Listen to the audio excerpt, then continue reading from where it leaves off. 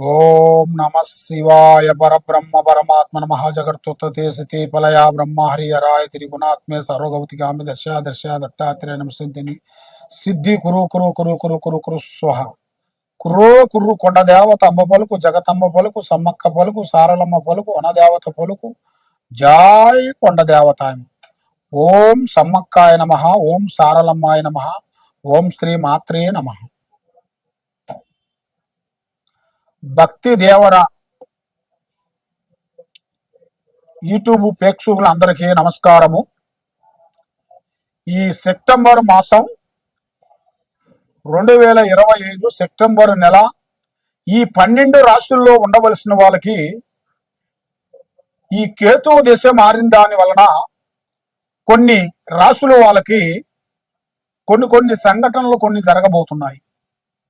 మరి ఈ కేతు వలన కొన్ని కార్యక్రమాలు చేతిగాడకు వచ్చినాయి, కొన్ని చేజారిపోవటం, పెళ్లిళ్ళు కాకోకుండా ఉండటం, వ్యాపారం ముందుకు రాకోకుండా ఉండటం, లక్ష్మి నిలబడుకోకుండా ఉండటం, ఏ పని చేసినా కూడా ఆ పనిలో వాళ్ళకి విజయవంతం కాకోకుండా ఉండటం.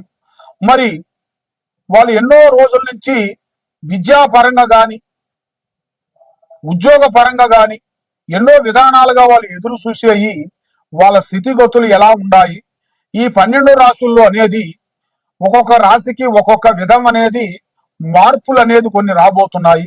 మరి ఆ మార్పులు ఏ విధంగా ఏ టైం నుంచి బాగుంటాయి అనేది మీకు ఇప్పుడు వివరించబోతున్నాను.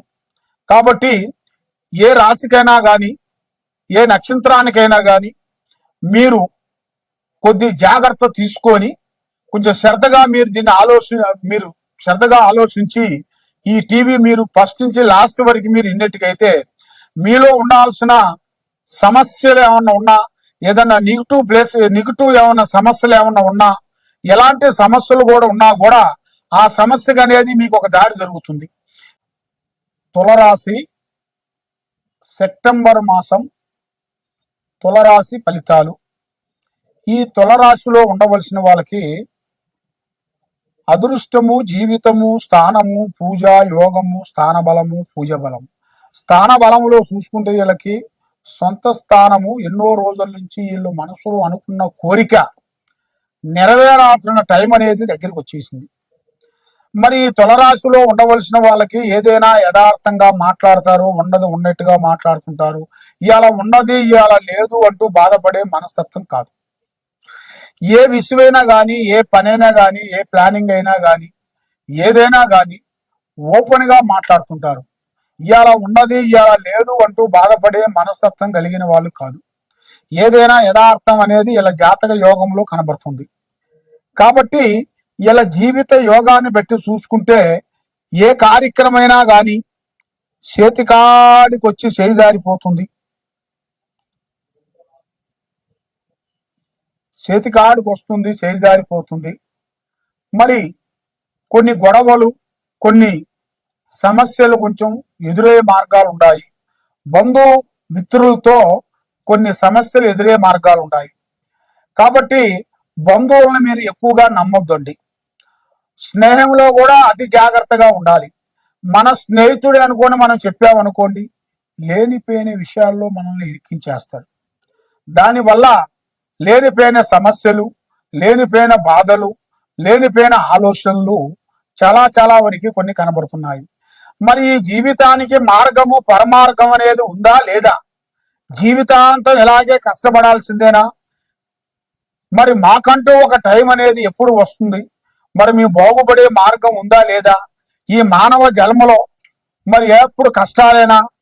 మరి సుఖాలు కూడా ఉన్నాయా లేవా అన్నట్టుగా చాలా మందికి చాలా సందేహాలు అనేది కనబడుతున్నాయి. మరి ఇప్పుడు జాతక పరంగా, యోగ పరంగా చూసుకుంటే ఎక్కువగా స్నేహంలో అతి స్నేహం ప్రాణానికి మోసం. అధిక స్నేహం వల్ల వీళ్ళకి లేనిపోయిన సమస్యలు, లేనిపోయిన విధానాలు కొన్ని కనబడుతున్నాయి. కానీ ఏ విషయమైనా కానీ, ఎక్కడ పోయినా కానీ కొంత జాగ్రత్త కొంచెం పడండి. మరి పని ఒత్తిళ్లు ఎక్కువగా ఉంటాయి వీళ్ళకి. కష్టం అనేది కష్టాన్ని మించిన కష్టం ఉంటుంది. మరి ఈ కష్టం వచ్చిందిరా అని దాని గురించి మీరు దాన్ని వదిలేయొద్దండి. దాని గురించి ఇంకా కష్టపడండి. మీకు తప్పకుండా జయప్రదమైన కలిగే మార్గాలు కూడా కొన్ని కనబడుతున్నాయి. కోర్టు సమస్యల్లో విజయము, ఆర్థిక ఇబ్బందులు కొన్ని తొలగిపోయి వ్యవసాయ పరంగా విజయము. కాబట్టి సినీ ఫీల్డ్ లో కానీ, యూట్యూబ్ రంగంలో కానీ, రియల్ ఎస్టేట్ లో కానీ, రాజకీయంలో కానీ మీకు కొన్ని కొత్త మార్పులు కొన్ని రాబోతున్నాయి. కొత్త కొత్త కార్యక్రమాలు కొన్ని చేయబోతున్నారు. ఎన్నో రోజుల నుంచి మీరు అనుకున్న ప్లానింగ్, మీరు చేసే పనులు అభివృద్ధిగా వచ్చే మార్గాలు కూడా కొన్ని కనబడుతున్నాయి. మరి ఒక స్త్రీ నుంచి అదృష్ట యోగం పట్టబోతుంది. మరి ఈ తులరాశి వాళ్ళు అదృష్ట యోగం, జీవిత యోగం, ధనప్రాప్తి యోగం ఏదైనా యథార్థంగా మాట్లాడతారు. మనసులో ఒకటి, బయట ఒకటి, నటించే నటన వీళ్ళ దగ్గర ఉండదు. ఏదైనా ఓపెన్ గా మాట్లాడి దెబ్బతినేస్తుంటారు. కానీ అలాంటి ఓపెన్ అనేది ఉండకూడదు. ఏదైనా సరే పని అయిన తర్వాత చెప్పాలి. పని కాక ముందు ప్రాణం లాంటి స్నేహితుడు గాని, మిత్రుడు గాని, బంధువు గాని ఎవరికైనా గాని మీరు చూడకూడదు. ఏ పనైనా మీరు చేయకూడదు. కాబట్టి మరి మీ జాతక యోగంలో భూమి అనగా వ్యవసాయంలో భూమిలో మీకు మీకు ఎక్స్పర్ట్గా కొంతమంది ఎదురయ్యే మార్గాలు కొన్ని కనబడుతున్నాయి. దాని వలన కొంత మార్పులు చేయాల్సి వస్తుంది. స్థిరాస్తుల్ని కొంచెం మార్పు చేసి మళ్ళా మీరు వేరే విధంగా కొంత వేరేగా సొంతంగా చేయాల్సిన యోగం కూడా అతి దగ్గరలోనే కొన్ని కనబడుతున్నాయి. మరి ఇప్పుడు 1, 2, 3 సంవత్సరాల నుంచి మనసు శాంతి లేక చేసే కార్యక్రమం చేతికాడుకు వచ్చింది ముందుకు రాకోకుండా బ్రేక్ కావటం, లక్ష్మి నిలబడుకోకుండా ఉండటం, చేసే కార్యక్రమం కొంచెం బ్రేక్ కావటం, ఇలాంటి సంఘటనలు, ఇలాంటి సందేహాలు చాలా వరకు కొన్ని కనబడుతున్నాయి. మరి మీరు ఏ కార్యక్రమం చేసినా, ఎక్కడికి పోయినా పెద్దవాళ్ళ ఆశీర్వాదం తీసుకోండి. వాళ్ళ డైరెక్షన్ లో మీరు ముందు వేయండి. కాబట్టి పిల్లలకి కళ్యాణ విశేషాల్లో కూడా మీ సొంత నిర్ణయం తీసుకోవద్దండి. వాళ్ళని అడిగి వాళ్ళకి నచ్చిన ప్రకారంగా మీరు చేయండి. మీ సొంత పరంగా చేస్తే ఎన్నో నష్టాలు, ఎన్నో ప్రమాదాలు, ఎన్నో గండాలు కనబడుతున్నాయి.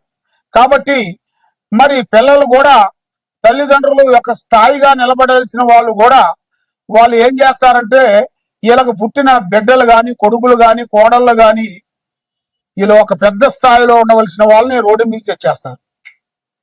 ఆ రోడ్డు మీద తెచ్చిన దాని వల్ల వీళ్ళు ఇన్ని రోజులు పడ్డ కష్టము, ఇన్ని రోజులు పడ్డ బాధ, ఇన్ని రోజులు పడ్డ విధానం పోయి చాలా చాలా వరకు బాధపడుతూ ఉంటారు. కాబట్టి అలాంటి తప్పులు చేయొద్దండి. కాబట్టి జాగ్రత్త పడండి. పెద్దవాళ్ళ ఆశీర్వాదం, వాళ్ళ మాట డైరెక్షన్ తీసుకొని చేయండి. కాబట్టి మీకు చేయాల్సిన దైవ బలం శ్రీ వెంకటేశ్వర స్వామి. ఆ వెంకటేశ్వర స్వామి పూజా బలం మీరు చేసి 7 వారాల పాటు మీరు పూజ చేసినట్టుగైతే మీ మీద ఉండాల్సిన అష్టకష్ట దరిద్ర దోషాలు నివారణ అయిపోతాయి. లక్ష్మి నిలబడుతుంది, చేసే పనులు బాగుంటాయి. కాబట్టి మీకు ఎక్కడెక్కడో పోయి నిరాశ చెంది జ్యోతిష్యం చెప్పించుకొని చాలా బాధపడుతూ ఎన్నో విధానాలుగా కష్టపడుతూ ఉన్నారా?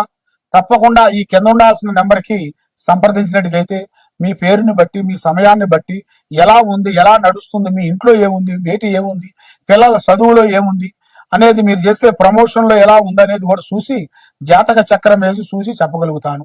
ఈ కింద ఉండాల్సిన నెంబర్కి సంప్రదించండి. సర్వో జనా సుఖినో భవంతు. ఓం నమః శివాయ.